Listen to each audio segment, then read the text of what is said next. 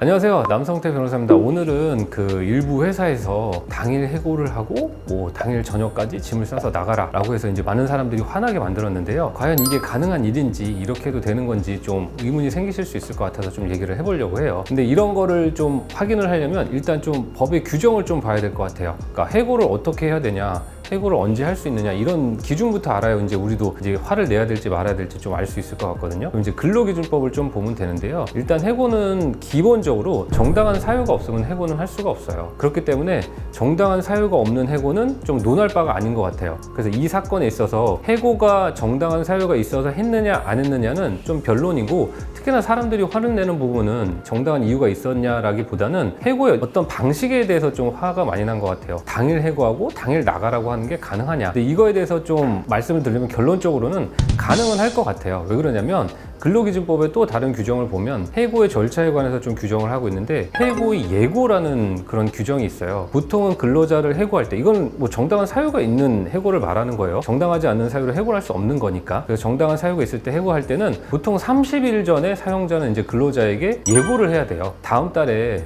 이제 더 이상 일을 못하게 될 것 같으니까 뭐 정리를 하자라든지 뭐 이렇게 얘기를 해서 적어도 준비할 수 있는 기간을 30일 정도는 줘야 되는 걸로 이제 근로기준법엔 정해져 있거든요. 근데 여기에 비춰보면 지금 이슈화가 되는 회사는 잘못된 거죠. 그런데 그 다음에 이제 뭐라고 규정되어 있냐면, 이렇게 예고를 하지 않았을 때는 이제 30일분에 이제 임금을 지급하도록 되어 있는 거예요. 쉽게 말하면. 그리고 여기에 조금만 더 덧붙이면, 이렇게 30일 전에 예고를 하고 30일 전에 예고를 하지 않았을 경우 해고에 대해서 30일분에 임금을 지급해야 되는데, 그렇지 않은 경우 또한 예외로 규정을 하고 있어요. 예를 들면 3개월 미만 이제 근로하신 분들, 이런 분들한테는 꼭 한 달 전에 예고할 필요가 없어요. 그 규정에 따르면 그분이 뭐 회사에 뭐 해악을 끼쳤거나 뭐 업무상 뭐 어떤 일을 발생했거나 뭐 이렇게 뭐 잘못된 행위를 했을 경우에도 예외적으로 그럴 수 있고, 회사가 또 어떤 천재지변이라든지 큰 일 때문에 더 이상 사업을 영위하지 못하게 될 때, 이런 때에도 해고에 대한 예고 규정이 적용되지 않거든요. 그래서 일단 기본적으로 사람들이 화를 내는 건 이런 방식에 있어서 좀 문제인 것 같아요. 법률적인 문제가 아니고요. 뭐 법률적으로는 그럴 수 있다 치더라도, 그렇게 오랜 기간 동안 함께 이제 근무를 하고 함께 회사를 키우기 위해 노력한 사원들에게 너무